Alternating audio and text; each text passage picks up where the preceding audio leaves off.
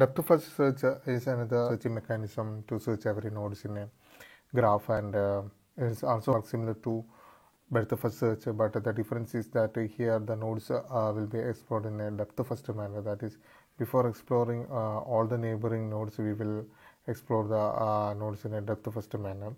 That I will explain with an example, then you will understand it clearly. Okay, so this is the depth first search algorithm, and unlike BFS, the algorithm will not take any start vertex as input. Okay, you can start with any vertex. Okay, so initially what we will do is that for every vertex we will set the color as white and its parent as nil, and here also we will use one additional variable called time variable that I will explain while illustrating the algorithm. Okay, and we will repeat this procedure for every vertex. If its color is white, we will recursively call the algorithm DFS visit of G comma U. Okay, so this is that DFS visit algorithm, and it is calling recursively. Okay, so this is just the initialization part, and we will see the DFS visit algorithm in detail with an example. Okay, so this is the DFS visit algorithm, and we will pass a graph and a vertex into the algorithm. Okay, so here we are passing V and U. Okay, and I am starting here with the U itself. Okay, so then we will increase time variable. Okay, so during initialization we set the time as 0, so time will be incremented to 1. Okay, and we will set the distance of U as time.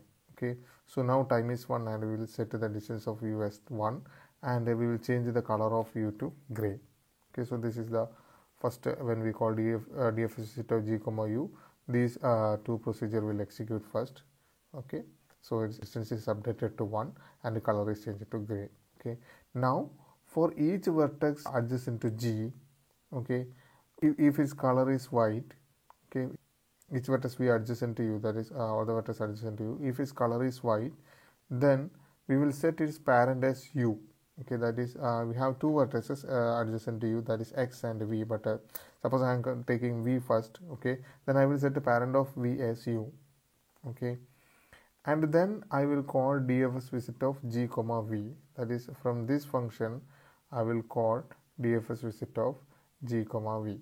Okay, so this part is not yet completed. We have to finish this after finish the execution of this function. Okay, so now DFS visit of G comma V, again we will come back here and we will increment the time. Okay, and we set here instead of U we are passing V. Okay, so we will set the time of V as 2.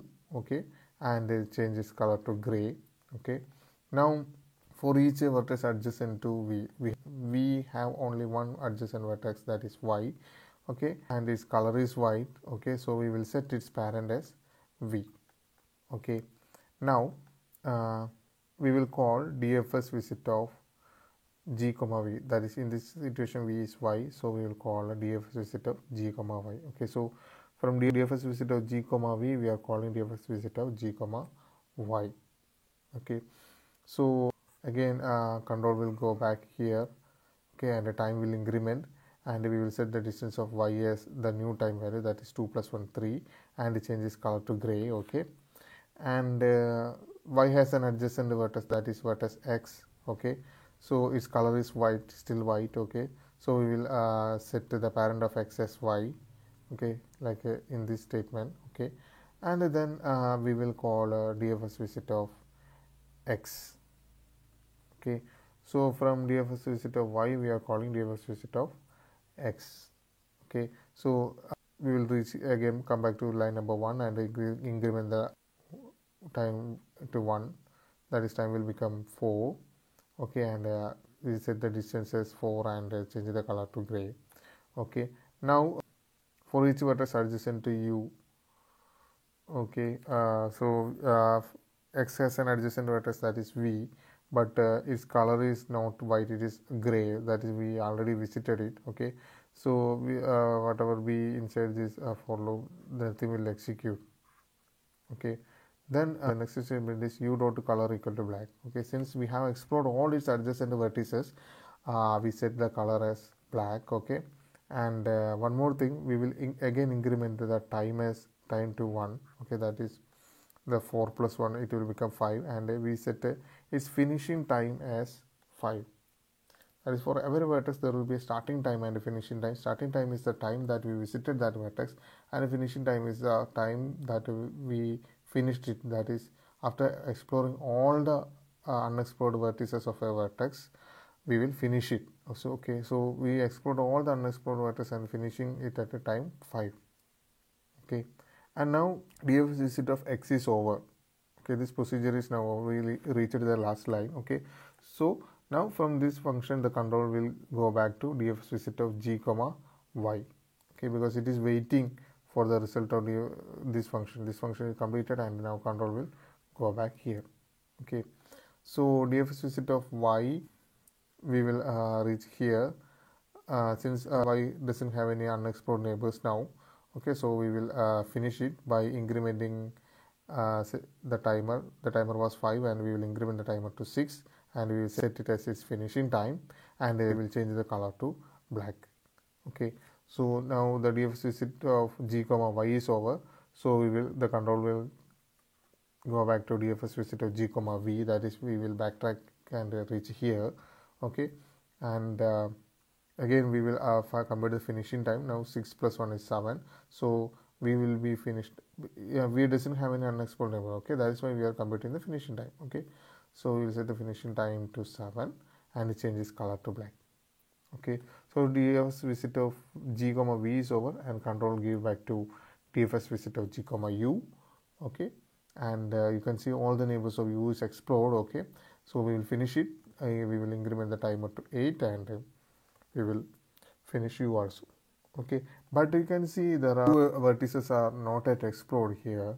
Okay, we can explore this also, because our algorithm, if you look into the first part of the algorithm, that is here, we can see we are repeating it for each vertex U if its color is not white. Okay, so we have already explored some 5 vertices here.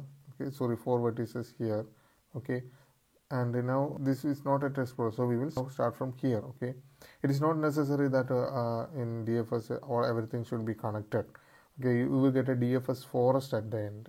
Okay, sometimes in DFS if the graphs are directed, the output will be a forest, not a tree. Okay, so now we will call DFS visit of G comma W. Okay, and we will increment the timer. The timer was 8. Okay, and we will set its distance as 9. Okay, and change the color to gray. Okay, and then it has a neighbor Z. Okay, we will so update the parent of Z as W, and we will call a DFS visit of Z will be called. Okay, from DFS visit of W we will call DFS visit of Z, and during DFS visit of Z its time will be incremented and distance will be set as 10.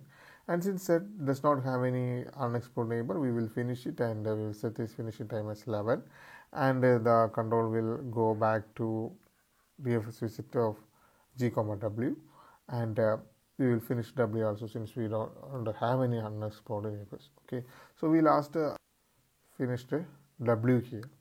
Okay, it is not necessary that the starting vertex should be the vertex that is finishing last. Okay, so now if you see, this is one tree with the root U, and this is another tree with the root W. Okay, so this is a forest, you can say. These connections are imaginary connections, just for the purpose of understanding we given. Okay, now if you consider this whole graph, after that the result of DFS is a forest, not a tree. Okay, now why we are computing this starting time and finishing time, this is needed in our later lectures, like topological sorting and strongly connected, and while we are finding strongly connected component, these values are really important. Okay, that is why we are updating this finishing time and starting time.